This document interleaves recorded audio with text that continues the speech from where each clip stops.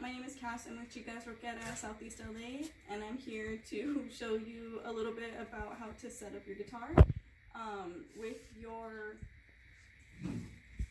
With your little pack that you picked up, you should have gotten a handout, and we're just going to go over that today. So step one is putting on your guitar strap. You want to make sure it's nice and comfy. Even if you're sitting down, you still want to use it. That way, in case my guitar falls, I don't have any accidents. You simply just slip it over your little guitar strap buttons. It should have a hole and some slits, and they just go on easily.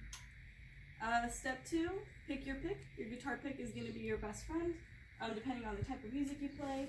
There are all different types of picks. I like to use these little thin ones, but there's different thicknesses, there's different shapes. This one looks like a little claw, and there's even little baby ones, depending on what you like. So yeah, that's really up to you what kind you want to use. You're also going to tune your guitar.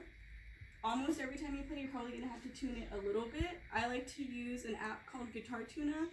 You should have received a little tuner with your package though. Pretty much the way you do it is you strum a string, and it's going to have a median line. So if you're too high pitched, it's going to go this way. If you're too low, it's going to go this way, and you just pretty much want to match it perfectly with that line in the middle. It might be more like a digital needle. It might be like a bar, kind of like rising or lowering. It depends on the kind that you have. So I'm a little too low. Okay, so for me, I'm tuning until I saw it match up right with the middle line. And you're going to do that for every string, and it's going to indicate what string you're playing, so you know that you're in pitch. So once I've done that, I'm going to go ahead and plug in my amp. You want to plug into a wall socket. They're usually like 3 prongs, so anything that you have. Since I'm playing in my garage, is where I play my music, I'm plugging into an extension cord. So I'm plugged in there, and then I'm going to go ahead and plug in my instrument cable. So one end of this, as I'm sure you have seen, goes into my guitar. For this guitar, it's here at the bottom of it. For other guitars, it might be here. It depends on your model, but you'll definitely see it. It's a little input jack.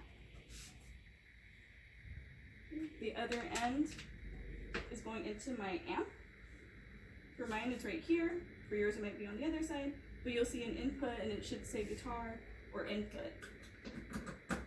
So I feel it click into place, I hear it click into place, and that's how I know we're good to go. If not, it would probably just fall out. So if it's not falling out, you're probably good to go. So now I'm going to go ahead and power on my amp. You're usually going to have some sort of switch. For mine, it's right here. Yours might look a little bit different. It might be a little lever. So powering on, and I know mine is on because I see little lights turn on. Your amp might not have lights. It might.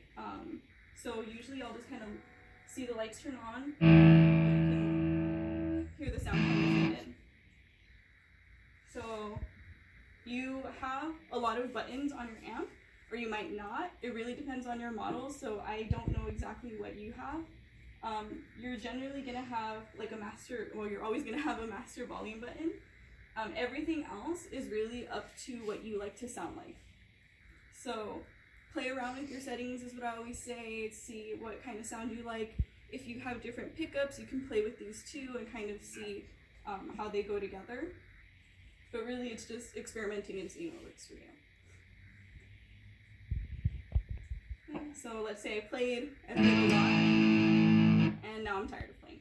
So I'm going to go ahead and lower my master volume, because next time I turn on my amp, I don't want to have a really loud surprise. So I'm going to lower that. I'm going to turn off my amp first, and then I'm going to unplug.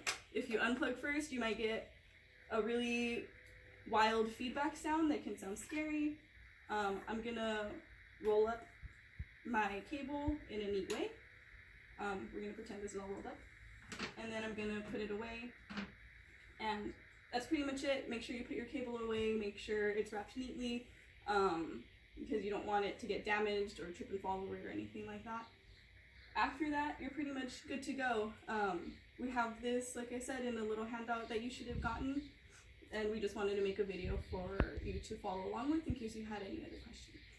Yeah, if you do have any questions, feel free to reach out to any of us. Your parents should have our phone numbers or email addresses, and we hope you have fun playing.